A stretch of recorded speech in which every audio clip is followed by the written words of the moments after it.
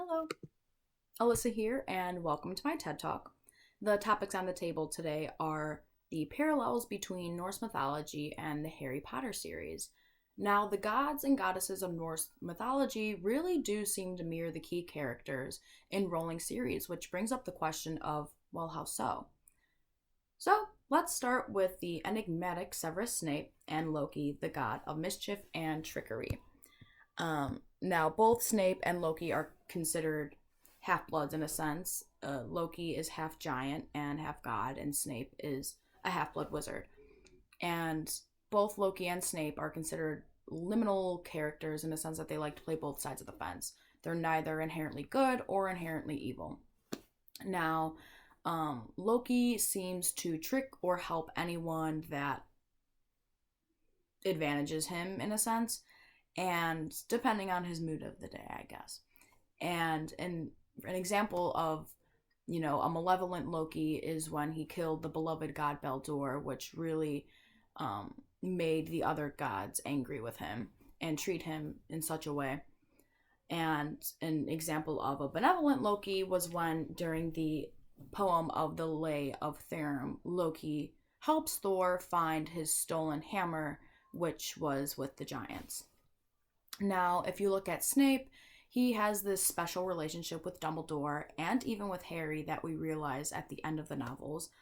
But he's also a Death Eater, and he created an unbreakable bond with Narcissa in hopes to protect Draco, who is also a Death Eater. So you see how Snape, like Loki, plays both sides of the fence in a way. And while Snape does that, he also has positive motives for Harry behind the scenes.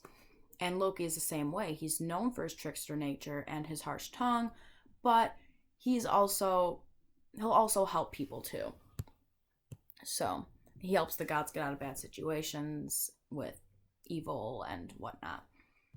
So moving on to Voldemort, I've compared Voldemort to Hela, the goddess of death. Now, despite the gender difference, Hela is obviously portrayed as a woman, but her and Voldemort's similarities are strikingly,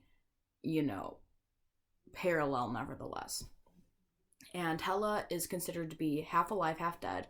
So her legs supposedly look like a corpse's legs. And Voldemort isn't entirely alive either, considering he split his soul into 7 different Horcruxes. Thus, he doesn't have the entirety of his soul in one vessel, like Harry does, or even Dumbledore does. So both Hela and Voldemort are not entirely alive. Now, Hela is depicted alongside a black dog during Ragnarok, the final battle of good and evil. And Voldemort is depicted alongside Nagini, his serpent, during the Battle of Hogwarts. And you see this parallel between a master and its animal. But while the purpose of these animals is different, both villains do keep them close during this pivotal moment. And the reason Voldemort keeps Nagini close is because Nagini is one of the Horcruxes. So if Nagini dies, a piece of Voldemort's soul dies with him. Okay, so moving on to Dumbledore, and I've compared him to Odin, the Allfather.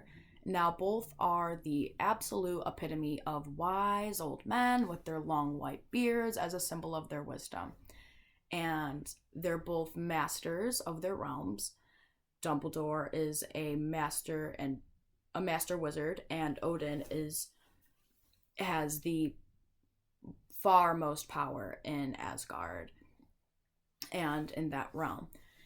And so Odin unfortunately dies in battle during Ragnarok, that final battle of good and evil. And Dumbledore dies, but it is before the Battle of Hogwarts. So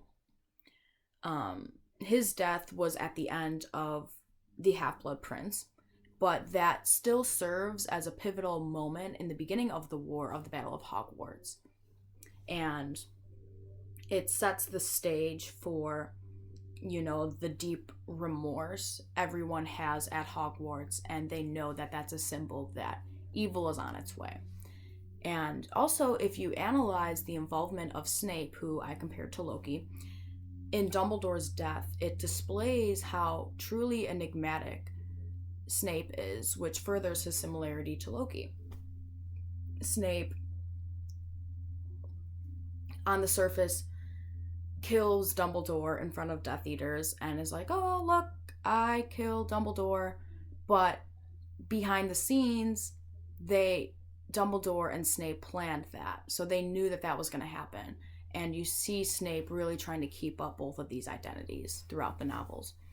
And finally, we have Harry compared to Thor, the God of Thunder. Now, despite the obvious similarity that Harry has the lightning bolt on his forehead and Thor is the God of Thunder, their similarities run deeper. And Thor, during Ragnarok, he kills the Midgard serpent. And he doesn't die from actually killing the serpent, it's the poison of the serpent that kills him. And Harry is known for slaying the basilisk in the Chamber of Secrets, the second novel. So both Thor and Harry kill snakes, okay? And you see Harry struggle with the theme of serpents throughout the novel as well, with Slytherin and even Voldemort. Now, Thor is killed in Ragnarok by the poison from the Midgard serpent, right? And it's kind of symbolic to Harry's death in the Deathly Hallows during the Battle of Hogwarts. Now, Harry is the last Horcrux of Voldemort. Thus, the piece of Voldemort's soul that is in Harry must die for Voldemort to be defeated. And that evokes a similar sense of Thor's death. The serpent's poison that killed him during Ragnarok evokes this, this evil black magic within Harry that essentially kills him for a brief period of time.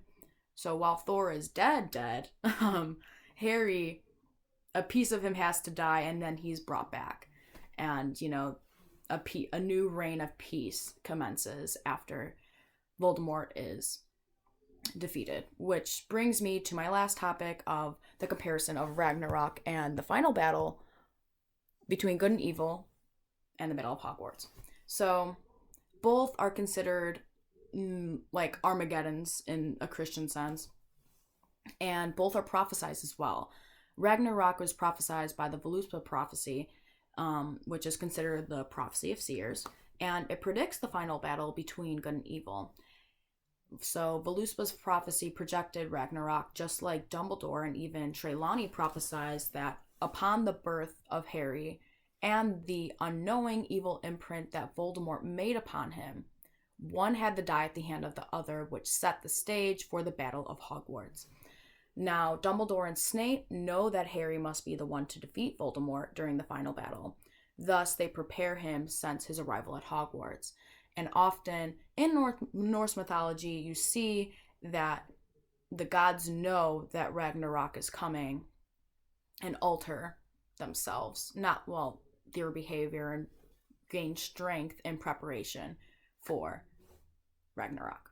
So, I had a great time learning about Norse mythology and its parallels in Harry Potter, and I hope you feel the same way.